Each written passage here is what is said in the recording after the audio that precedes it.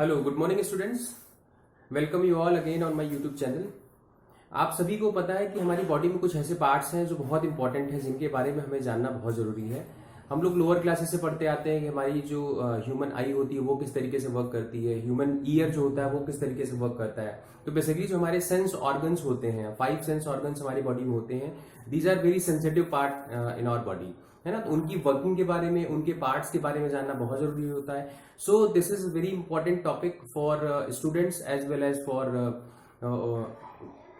elders. Okay, so today we will discuss about working of human ear. Human ear की हम लोग बात करते हैं, ह्यूमन ईयर कैसे काम करता है, उनके कितने सारे पार्ट्स होते हैं और साउंड को वो किस तरीके से सेंस करता है, उसके बारे में आज हम लोग देखते हैं। तो बेसिकली अगर हम साउंड की बात करते हैं, मान लीजिए मैंने एक छोटा सा एग्जांपल लिया कि मान लो बेल है। अगर बेल से कोई साउंड प्रोड्यूस होती है तो वो क्या होता है। तो साउंड की अगर मैं टेक्निकल वे में बात करता हूं तो साउंड की डेफिनेशन क्या होती है, तो कहते हैं sound is a form of energy. Sound एक एनर्जी होती है जो ट्रांसमिट होती है with the help of vibrations. Vibrations create होता है, उससे क्या होता है, साउंड जनरेट होती है और एक पॉइंट से दूसरे पॉइंट में जाती है। जो एयर पार्टिकल होते हैं वो एयर पार्टिकल टकराते हैं, एक दूसरे से कोलाइड करते हैं और टकराते टकराते क्या होता है कि साउंड वन प्लेस से अनदर प्लेस पहुंच जाती है। तो अगर वो हमारे ह्यूमन ईयर में आती है, साउंड अगर हमारे ह्यूमन ईयर में आ रहा है, तो उसको हम किस तरीके से सेंस करेंगे, उसमें क्या क्या पार्ट्स होते हैं, कैसे हमें साउंड सुनाई देती है, ये सारी चीजें हम लोग देखते हैं। हम लोग बचपन में सुनते हैं कि अगर हम मून पे चले जाते हैं तो वहां पे साउंड सुनाई नहीं देती है। उसका रीजन ये होता है कि वहां पे एयर पार्टिकल्स नहीं होते हैं ना, वहां पे एयर नहीं होता है। सो फर्स्ट पॉइंट क्या मिला आपको कि फॉर हियरिंग ऑफ साउंड, किसी भी टाइप की साउंड को सुनने के लिए, ट्रांसमिट होने के लिए एयर पार्टिकल का होना बहुत जरूरी है, राइट। तो यहां अगर हम देखेंगे हमारे पास बेल है, अगर बेल को मैंने क्या किया, वाइब्रेट किया, वाइब्रेट करते हैं तो क्या होगा, एक टिपिकल साउंड क्रिएट होता है, एक अलग तरीके का साउंड मिलता है। वो साउंड हमारे कानों के पास आता है। अगर हमारे कान के पास साउंड आता है तो वो हमें सुनाई देता है। तो किस तरीके से फंक्शनिंग होती है और कैसे हमें साउंड सुनाई देता है, उसके बारे में आज हम लोग बात करते हैं। तो बेसिकली अगर हम साउंड की बात करते हैं, साउंड में क्या होता है, एक टेक्निकल वे में एक वर्ड होता है, इसको बोलते हैं फ्रीक्वेंसी। फ्रीक्वेंसी जो होता है उस पर डिपेंड करता है। तो फ्रीक्वेंसी की अगर हम लोग बात करते हैं तो बेसिकली दो टाइप की फ्रीक्वेंसी होती है। एक को बोलते हैं इंफ्रासोनिक,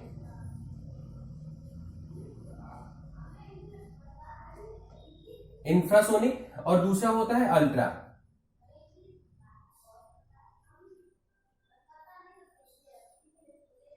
अल्ट्रासोनिक। अगर इंफ्रासोनिक की बात करते हैं तो इंफ्रासोनिक साउंड क्या होते हैं कि these are sounds whose frequencies is below 20 hertz. जो ऐसे साउंड जिनकी फ्रीक्वेंसी 20 हर्ट्ज से कम होती है उनको हम क्या बोलते हैं, इंफ्रासोनिक साउंड, राइट। एक फ्रीक्वेंसी है, तो फ्रीक्वेंसी के टर्म्स में अगर हम साउंड को बात करते हैं तो ऐसी साउंड जिनकी frequency below 20 hertz, below 20 hertz, 20 hertz से कम होती है तो उसको हम क्या बोलते हैं, इंफ्रासोनिक साउंड। अल्ट्रासोनिक साउंड क्या हो गया, हम अल्ट्रासाउंड कराते हैं, बेसिकली मेडिकल लाइन में इसका यूज होता है। तो अल्ट्रासोनिक साउंड क्या हो गया, the sound having frequency more than 20,000 hertz. तो कहता है कि मोर देन 20,000,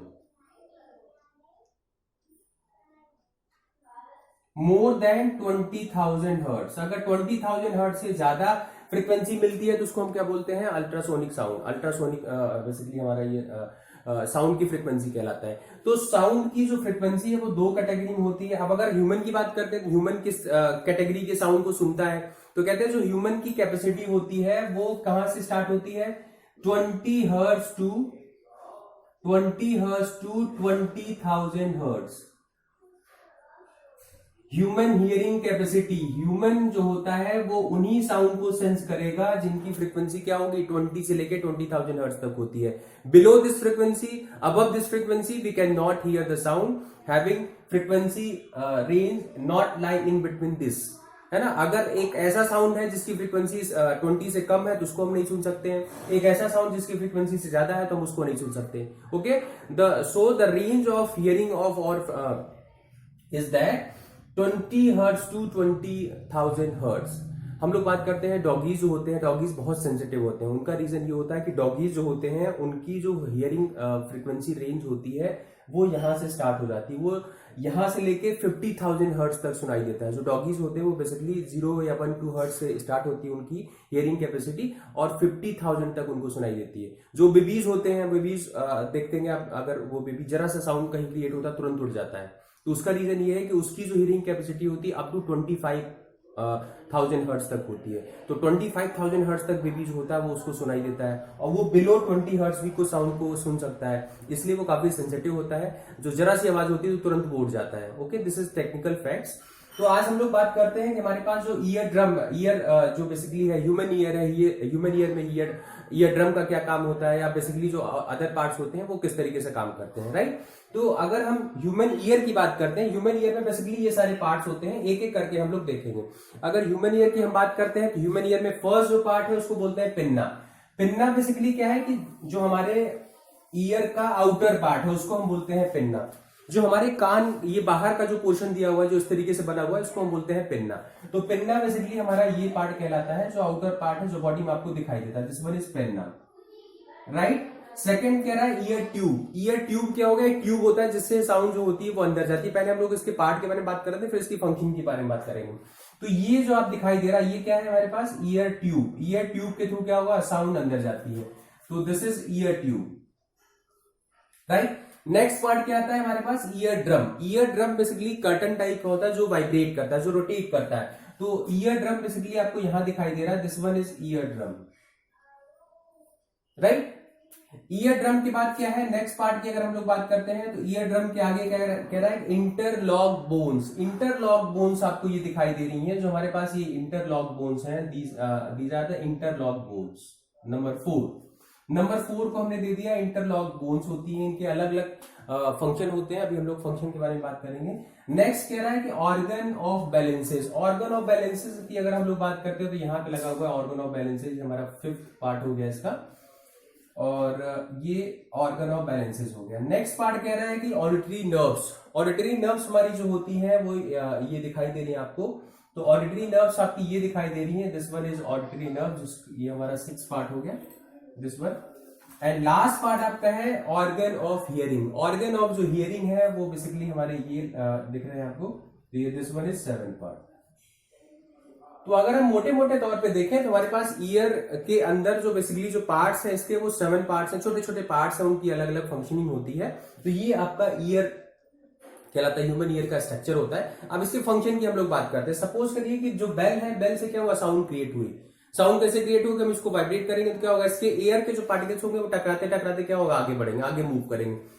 पिन्ना का स्ट्रक्चर इस तरीके से बना हुआ कि मैक्सिमम जो एयर पार्टिकल्स होते हैं वो उसको क्या करता है? कलेक्ट कर लेता है। वो कलेक्ट करके कहां भेजेगा?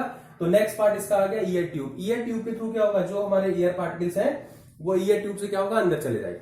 अब जो हमारे एयर पार्टिकल अंदर जा रहे हैं वो 3rd पार्ट आपका मिला ईयर ड्रम।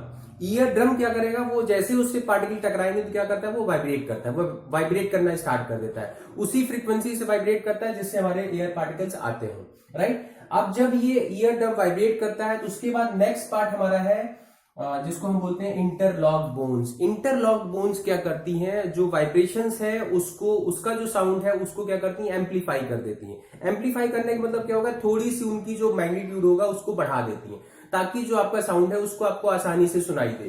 तो वो इंटरलॉक बोन्स करती हैं। नेक्स्ट क्या है? Organ of balances. Organ of balances हो गया कि साउंड में कहीं भी अगर प्रॉब्लम होती है या जो वाइब्रेशंस में कहीं भी प्रॉब्लम होती है तो ऑर्गन ऑफ बैलेंसेस होते हैं, दैट में बी बैलेंस, उसको हम बैलेंस कर लेते हैं। नेक्स्ट पार्ट कह रहा है ऑडिटरी नर्व्स। ऑडिटरी नर्व्स जो होती हैं वो ऑडिटरी नर्व्स क्या करती हैं? उन सिग्नल को, उन साउंड को समझती हैं, सेंस करती हैं और उसको फर्दर क्या करती हैं? सेंड करती हैं। और नेक्स्ट पार्ट हमारा कहलाता है organ of hearing. Organ of hearing means क्या हो गया कि हमारे हियरिंग के ऑर्गन्स होते हैं जो साउंड को इंटरप्रेट करते हैं, और वो जो एक्चुअल साउंड होता है उसको वो इंटरप्रेट करके ब्रेन को सेंड करता है, और ब्रेन क्या करता है? उस साउंड को सेंस करके उसके अकॉर्डिंग एक्टिविटी है, उसके अकॉर्डिंग वो रिफ्लेक्ट करता है, राइट। तो ये हमारे बेसिकली पार्ट हो गए ईयर, ह्यूमन ईयर का। ह्यूमन ईयर में बेसिकली 7 पार्ट्स होते हैं, इनकी फंक्शन अलग अलग होती है, इनको जानना बहुत जरूरी है। अब अगर हम प्रिकॉशन की बात करते हैं तो हमें जो लाउडर साउंड होते हैं, जो काफी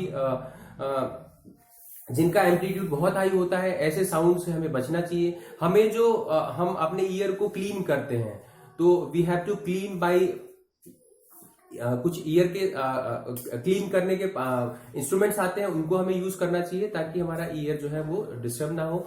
ईयर ड्रम जो है वो वेरी वेरी सेंसिटिव पार्ट होता है, इसकी हमें प्रोटेक्ट करना चाहिए। और दूसरा कि अगर हम कहीं भी अगर ट्रेवल करते हैं तो हमारे पास अगर जो एयर का पार्टिकल्स होता है, एयर का प्रेशर होता है, अगर बहुत तेजी से आता है तो जो हमारा ईयर ड्रम होता है वो डैमेज हो सकता है। So we have to protect our ear drum as well as whole ear. Okay, thank you, have a nice day.